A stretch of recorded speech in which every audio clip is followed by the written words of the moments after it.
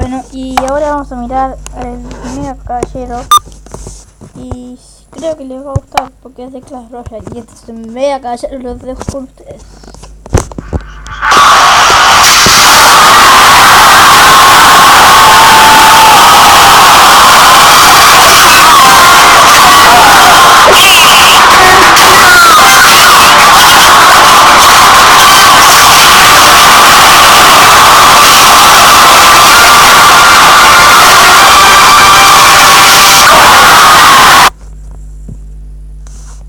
Bueno, espero que les haya gustado. Y este es el vídeo del megacaballero. Y si quieren, ahora les puedo poner otro vídeo ahora mismo para que vean qué les puede gustar, qué les gusta más. Miren, esto debe estar bueno. Hey guys, it's Baby Kindle here from Pass Use By, and welcome to a brand new Clash of Clans video where today we're going to be talking about 8 troops that are different now than when they were first released. And I'm only going to be covering the troops that you may not already know about. I'm not going to be talking about these random little buffs or nerfs or anything like that. I'm talking about significant changes to troops that are totally different now than they were when they were first released. So let's get right into it here, but before I do, make sure to subscribe to this channel if you have not already for more Clash of Clans content. Anyways, let's get right into number 1 here, which is going to be about the Hog Rider. So there's actually 2 things about the Hog Rider that I'd like to talk about. First, if you did not know this, Hog Riders, when they were first released, used to attack any building at all, meaning they did not have a preferred target. Now they have a preferred target of defenses first, so they'll attack defenses when they're moving into a base. But when they were first released, you could just drop them and they attack any building out there. So they attack army camps, the laboratory, the town hall, barracks, all this stuff. The trash buildings, Hog Riders would attack those as a preferred target. And this obviously made Hog Riders sort of useless. I mean, a lot of the times they would just walk around the outside of the base, not even utilizing their ability to jump over walls. And eventually Supercell changed that so that Hog Riders have preferred target of defenses. Second thing I wanted to talk about for the Hog Rider is that they used to actually be 6 housing spaces, which is pretty interesting. It's hard to imagine how things would be now if Hog Riders were even just that 1 extra troop space. It does make a huge difference when you're bringing lots of Hog Riders in an attack. So it's interesting to see how things would turn out today, but Supercell eventually reduced that 6 housing space to the now 5 housing space. Alright, number 2 on this list is the Goblins.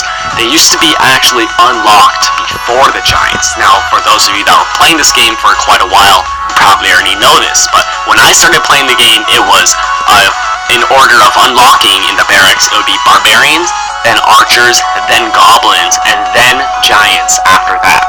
Then Supercell changed it, so now it's Barbarians, Archers, first the Giants, and then the Goblins after that. So I'm not exactly sure why Supercell switched these 2 troops around, but I suspect it may be because Supercell wants lower level players to have access to the Giant, which is a really good tank, before they have access to some resource troop, which probably lower level players don't even need that much. Number 3 on this list of troops that are different now is going to be about the Dragons. Now this one's super interesting.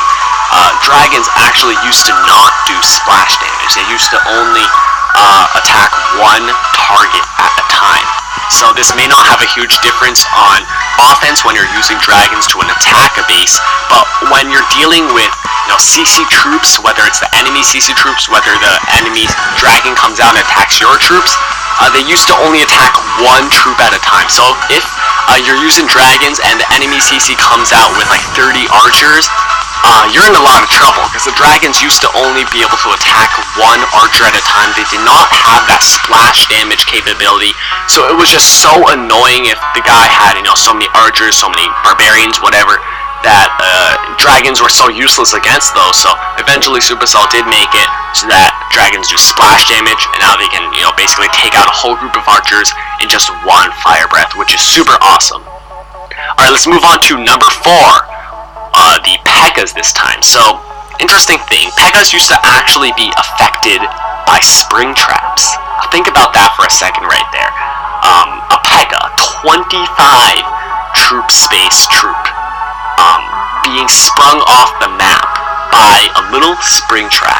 Think about how a rip-offy that is. You know, you have such a big unit coming through and just one flick and that thing's off the map. So eventually Supercell changed it so that Pegas are not affected by spring traps. Otherwise, things will get ridiculous. You know, if you had all 6 spring traps in one area, the guy drops all his Pegas there, you know, literally his whole army is done.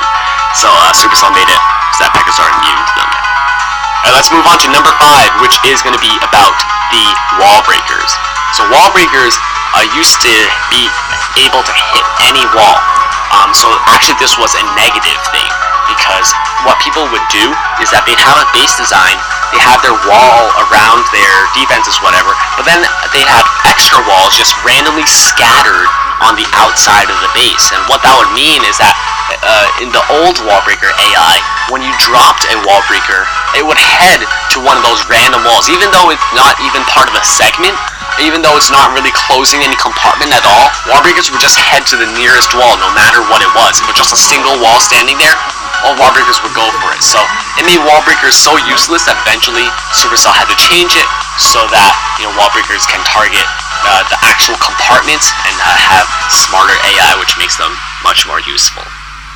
Alright, let's move on to number 6 on this list. We're going to be talking about the wizards, and similarly to the dragons, wizards actually used to not do splash damage, like I said about the dragons, so they'd only target one building or one troop at a time, which made it very frustrating. Once again, if a bunch of archers or barbarians come out of the enemy war CC, you're sort of in trouble because the wizard can only target one of those troops at a time. So basically a wizard just used to be a stronger archer, but now it's a stronger archer that also does splash damage, which makes it so much more effective.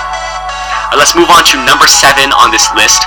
We're going to be talking about the balloons this time. So balloons, they actually used to not have that splash damage upon death.